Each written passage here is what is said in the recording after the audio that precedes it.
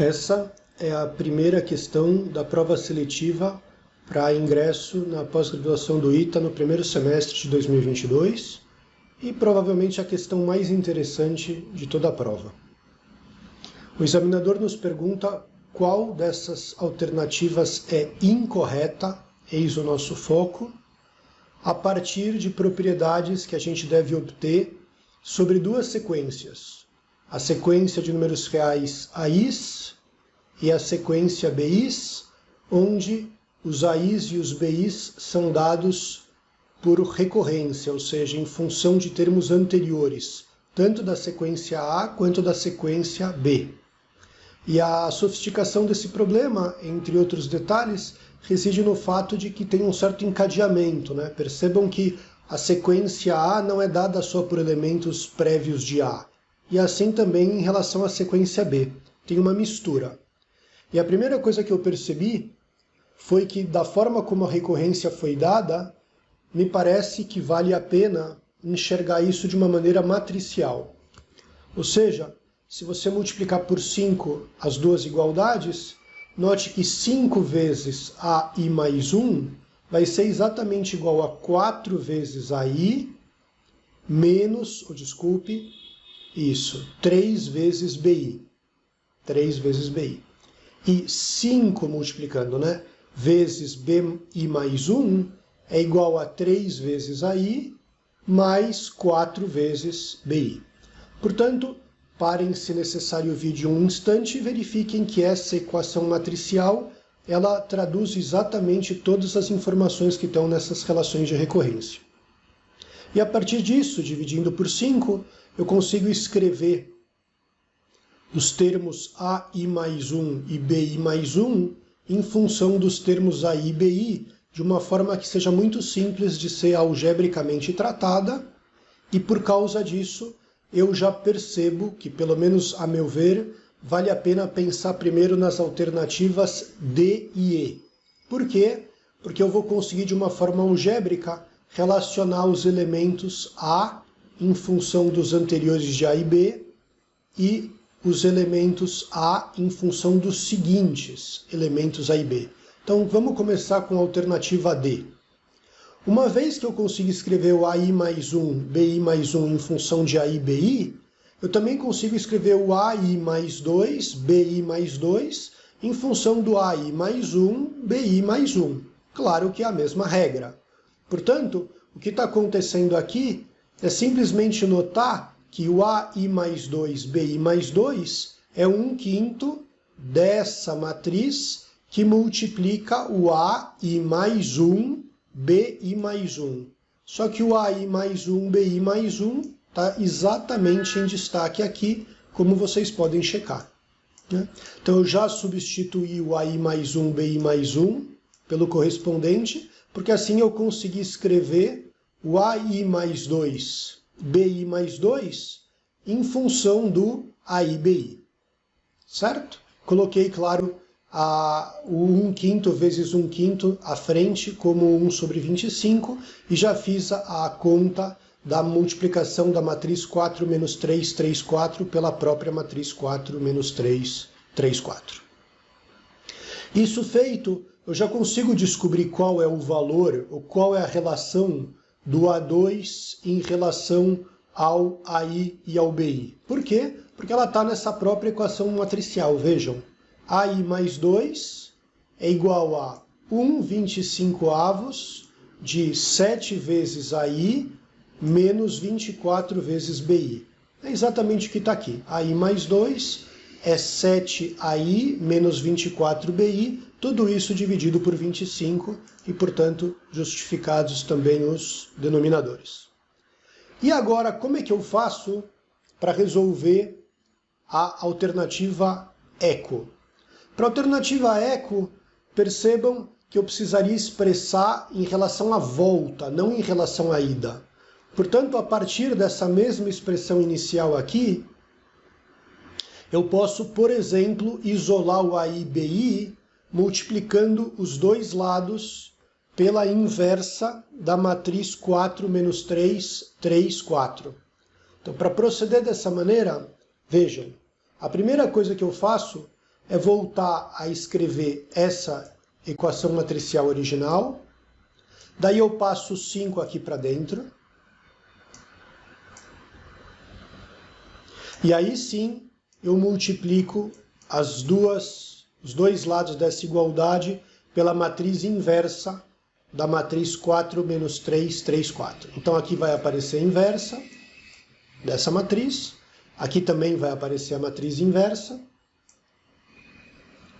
Portanto, eu acabei de descobrir que a matriz inversa que está aqui, multiplicando pela matriz 5AI mais 1, 5BI mais 1, vai dar exatamente a identidade multiplicada pela matriz AIBI.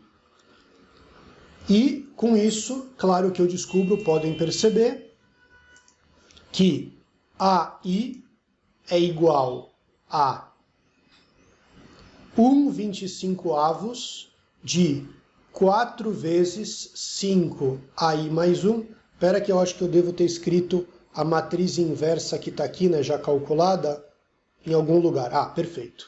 Vejam, aqui eu tenho esses 5 cancelados com esse 1/25, portanto sobra 1/5 da matriz 4, 3 menos 3, 4, 4, 3 menos 3, 4, que multiplica a matriz AI mais 1, BI mais 1. O que eu fiz foi simplesmente substituir essa matriz inversa por ela própria, e aí colocar de novo o 5 em evidência, digamos assim, e cancelar com o 25. Né? Então pausem o vídeo se necessário e vejam que a gente de fato chega nessa equação matricial e ela encerra o item Ernesto, eco. Por quê? Porque, por exemplo, o AI nada mais é do que 4AI mais 1, 4AI mais 1, mais 3BI mais 1, está aqui, dividido, claro, tudo por 5. Com isso, nós provamos também que a alternativa eco está correta. Detalhe, para fazer essa conta de inversa, vocês podem proceder da forma usual, ou, o que seria também muito simples para matrizes quadradas de ordens maiores, usando a matriz dos cofatores. Se vocês não lembram a respeito, basta colocar no Google, por exemplo, que vocês vão encontrar facilmente, né? Como referência de inversa por matriz de cofatores ou inversa por adjunta, que na verdade é a transposta da matriz dos cofatores, tá bom? Mas isso vocês, por favor, depois revisem. Agora, a questão, pelo menos pela ideia que eu tive para resolver, ela vai para um outro caminho, porque eu só consegui descartar 2 alternativas usando essa argumentação. Agora, para analisar estas 3 alternativas que sobraram, eu acabei tentando descobrir alguma forma de como esses elementos evoluíam. O que eu quero dizer é o seguinte, vejam, eu peguei de novo a minha equação matricial original, né, que traduz essas relações de recorrência, escrevi esses elementos em função dos anteriores, e a partir de agora eu fui avaliar como seriam eles em termos práticos, né, em termos fazendo as contas, ou seja, tomando o A0B0 como sendo igual a 1, 0, eu fiz a conta para descobrir que o A1B1 dá 4/5, 3/5. E depois eu coloquei o 4/5, 3/5, e eu descobri o A2B2, que vai dar 7/25, né? Não esqueçam desses 5, e 24/25. Aí eu coloquei ele do lado também aqui como original, e para conseguir eu descobrir como semente, né? Para conseguir descobrir o seguinte, e eu fiz isso mais 2 vezes. Na verdade, para ser honesto, eu não fiz tantas vezes, né? Eu fiz 2 ou 3 vezes e aí eu percebi uma propriedade que eu vou explicar para vocês agora. Mas antes de explicar essa propriedade, eu fiz questão de ir até esse, digamos, até a 5ª iteração, né, para descobrir o A5, B5, para que vocês notem que o B5 é menos 237 dividido por 5/5, e com isso eu garanto que a alternativa B é verdadeira e, portanto, não é a de nosso interesse. Em outras palavras, existe de fato BI negativo para algum valor de I, a saber, I igual a 5. Tá bom? Mas não foi isso exatamente que eu fiz nesse instante. O que eu fiz depois que eu calculei A1B1 e o A2B2 é perceber uma coisa mais física envolvida, né, que está associada a sistemas dinâmicos. Na verdade, vamos enxergar essa relação de recorrência no plano x ou y, imaginando que o ponto A0B0, que é um zero, ele está aqui. Imaginando que o ponto A1B1, que é 4/5, 3/5, está em algum lugar, sei lá, por aqui.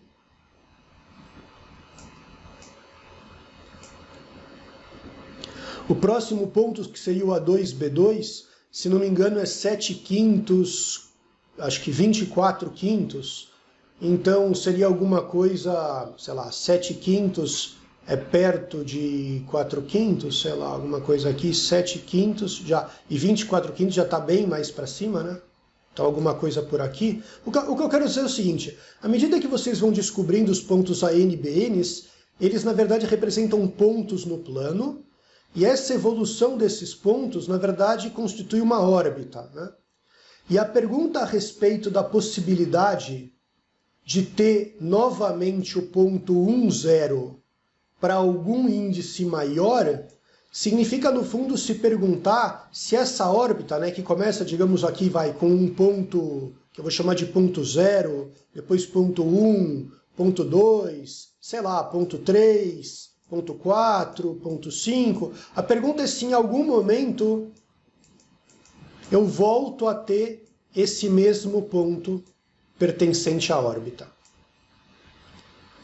E quando eu percebi que essa, na verdade, era uma pergunta interessante, eu percebi que eu poderia ter terminado o exercício. E o raciocínio disso, se você quiser pensar um pouco, para o vídeo. Caso contrário, continua me acompanhando, que eu acho que vocês vão gostar bastante. Então, o raciocínio é o seguinte, pelo menos segundo a minha visão, espero estar correto, né? Qualquer problema, por favor, escrevam nos comentários, que obviamente eu vou ter o maior prazer de reavaliar o meu raciocínio. Mas, admitindo momentaneamente que a alternativa C, digamos, seja verdadeira, ou seja, que em algum momento essa órbita se feche, isso significa que a partir de então, pelas relações de recorrência, digamos, os pontos iam continuar evoluindo segundo esse ciclo para sempre. E se isso ocorresse, essa alternativa aqui também seria uma afirmação verdadeira. Por quê?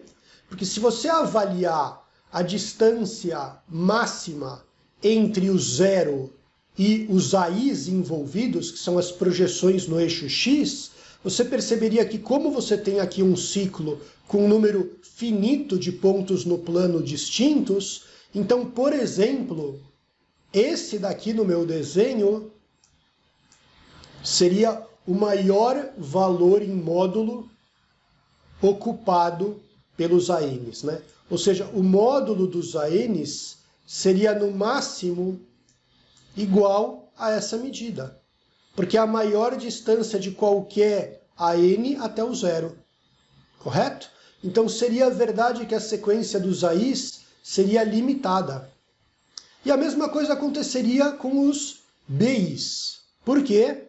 Porque eu saberia que uma vez que esse ciclo, essa órbita é fechada, né, eu saberia que ela se repetiria infinitamente, portanto a maior distância no Y seria no meu desenho, digamos, esse valor, e portanto esse daqui seria o módulo máximo para os BNs, para todo N maior ou igual a zero.